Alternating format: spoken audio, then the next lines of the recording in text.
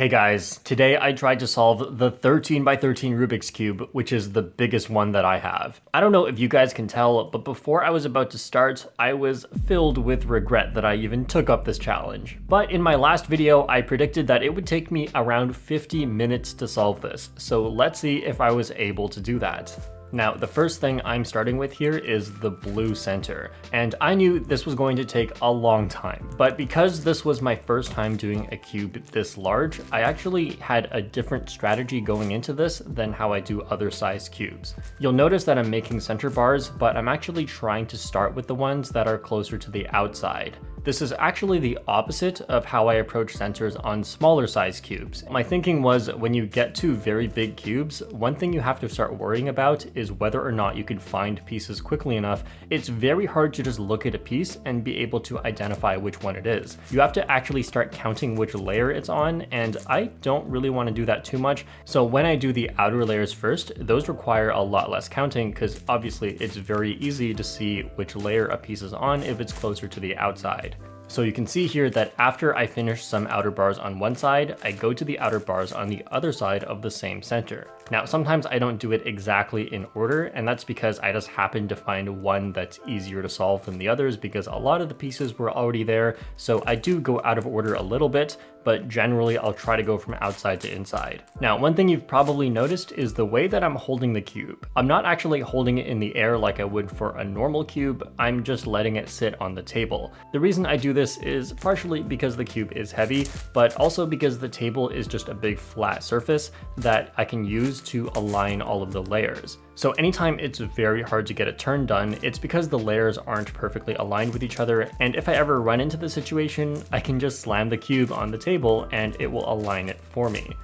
Once most of the center is completed, you can see that the number of pieces remaining for blue is way smaller. And even though now I have to do the counting anyway to see which pieces go where, the number of pieces I have to consider and then count the layers of is actually a lot lower, which makes this part so much easier.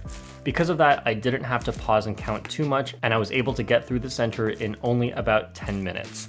Obviously, being my first solve, I didn't know if that was a good time or not to finish the first center, but then I looked at how long it took Kevin Hayes to make one center, and I think this is pretty good. 10 minutes exactly for that first split. Not bad. Next, as with other big cubes, I moved on to the opposite side center, so this time being green. The way I make green is pretty much the same as the way I make blue. I make the center bars and I go from the outside to the inside just to make counting easier. The only difference is as I make this, I have to keep blue solved, which is pretty easy, but sometimes I still have to be careful in case I make an accidental turn and mess up blue. So it was just something I had to keep in mind, but generally not a very big deal. So the green center also took a long time, but now when I go into the middle centers, you'll see me do a slight pause to choose which color center I want to go on to next, because I can choose any of the remaining 4 colors. But I very quickly went for orange because there was a bar almost done already, and that was quite lucky. As you can see, again, I'm going for this outside to inside pattern. Next, I moved on to the yellow center, and I just have to move on to any center that's next to orange. I could have moved on to yellow or white.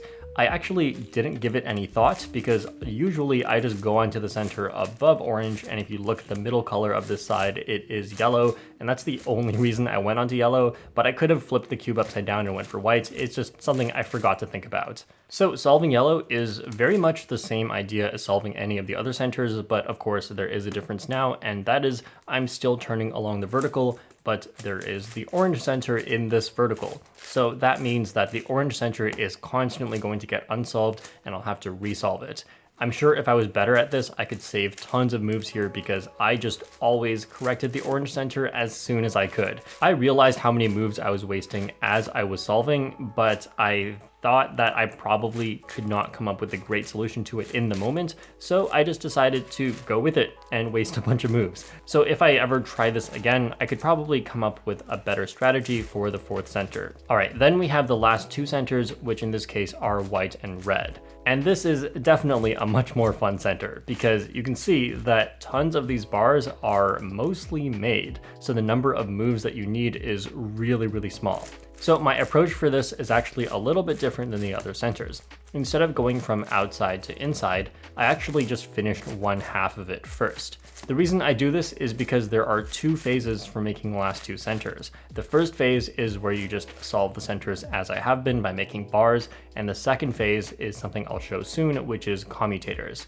Solving bars is much faster than solving commutators, but you only get to stay in this phase until half of the center plus a little bit on the other side is solved. So we're just gonna speed through this quickly and you'll see what happens. So somewhere along here is where there are too many bars I have to keep solved, where it's actually impossible to keep making more bars. So the only way to continue is by just trying to make the front as red as possible, but there are going to be tons of gaps. And then what I do next is phase 2, where I fill in the gaps using commutators. Depending on my luck, I can sometimes only solve one piece at a time, or sometimes I can solve many pieces at a time. And it just depends on where the pieces happen to be located. So I was trying my best to solve multiple pieces at once, and that's why you're going to see a lot of pauses. But because of how slow it is to turn, it really is worth it to take some time to think instead of just trying to turn as fast as I can. And after 46 minutes, I have finally finished all of the centers. And if you're thinking I'm running out of time to hit that 50-minute mark, well, we'll see about that. In the next step, I make edges. The first edge piece I decided to go with is red and green. So all I have to do is keep attaching more red and green pieces along this unsolved parallel of centers. And then once I've made the full red-green edge piece, all I have to do is take it out of that parallel and then replace it with more unsolved pieces and try to solve those. So the new red-green edge piece will forever be preserved, and all I have to do is do this for all the edges. Simple. Now, there's something else I want to point out that I'm doing here that is very important for bigger cubes, and it's actually something I'm doing very little of that is a good habit to get into, but that is the flipping algorithm. So for those of you who don't know, the way edges are solved is you need the colors of the pieces to line up so you can fit them together. But if you run into a situation where they are flipped the wrong way, so if you put them together, the colors would not match, then you have to flip one of them. And the way that's usually done is with a flipping algorithm, which takes 7 moves. The best way to do this is actually not with a flipping algorithm.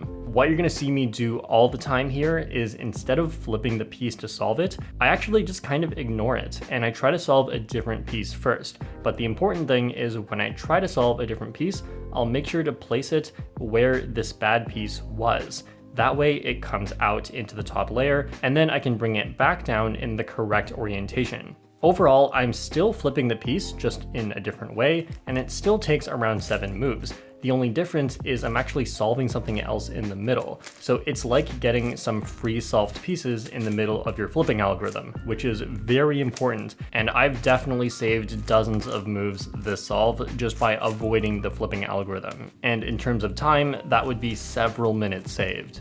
And I actually will release a separate video of just the entire solve so you can count how many times I actually do this. All right, it was a good try. Pack it up, boys. We'll get them next time.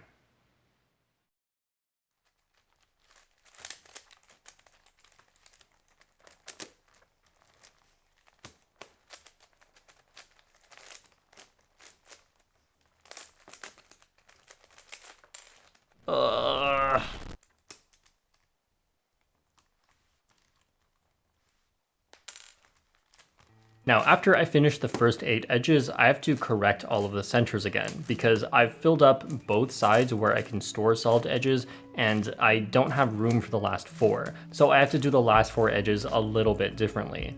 Now, to be honest, when I got to this step, I didn't really know what to do for the last 4 edges. I knew the idea for how to solve them, of course, but I didn't know what was a fast way to get it done because I'm trying to save moves, but I'm also trying not to stop and think too much. So I kind of went in the middle and didn't come up with anything clever, so I just had a big pause for no reason. So if you watch the full version of this, you're gonna see some goofy stuff in here, and I have no clue if anything I did here was the best thing to do, but in the end, I got the job done. I did use the flipping algorithm a lot more here since there is less freedom to move the pieces around, then you have to get creative with how you use the flipping algorithm. And that's okay because you can often solve tons of pieces at once. As you can see here, I solve pretty much this entire edge minus one piece using the flipping algorithm. And that's just by pushing away all the pieces that are flipped the wrong way, and then doing the flipping algorithm on what I have remaining. And then when I bring it all back, they will all be the same orientation.